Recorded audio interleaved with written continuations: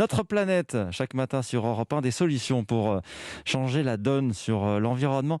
Tiens, on va regarder notre planète avec vous, Virginie, ce matin, grâce à un outil inédit qui vient de sortir. Vous nous le faites découvrir, un nouveau Google Earth qui permet d'observer de ses propres yeux les transformations de nos paysages depuis 40 ans. Oui, vous avez probablement déjà essayé de vous balader sur Google Earth, ce logiciel qui vous montre votre maison, votre jardin ou n'importe quel endroit de la planète vu du ciel grâce aux images satellites de la NASA et de l'Agence spatiale européenne notamment. C'est déjà assez fascinant, mais là, Google franchit un grand pas technologique avec l'aide des scientifiques américains et européens. On peut désormais regarder comment tel glacier, telle ville ou telle plage a changé en quasiment 40 ans. Au lieu de regarder une image fixe, on voit désormais son évolution en diaporama. Ouais, et j'imagine que ça fait peur de voir les changements aussi rapides. Qu'est-ce qui est le plus spectaculaire?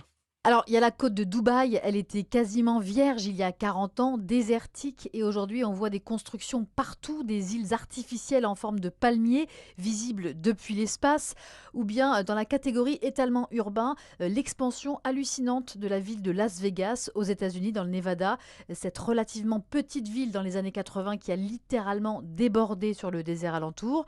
Il y a évidemment des glaciers dont l'évolution, la fonte est saisissante, comme le glacier Columbia en Alaska.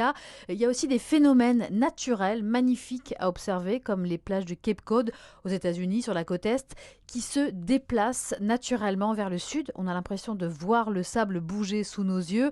Et puis au Brésil, à côté des coupes rases qu'on connaît évidemment de la forêt amazonienne, il y a ces endroits encore très verts parce que des peuples locaux ont défendu leurs terres et ça a marché, comme à Rondonia où on voit de la forêt tropicale presque intacte. Hmm. Comment Google a pu obtenir toutes ces images identiques, superposables de tous ces endroits? Eh bien, ils ont nettoyé soigneusement les images satellites. Ils ont par exemple gommé les nuages pour obtenir une netteté optimale. 20 millions d'images satellites de 1984 précisément à 2018.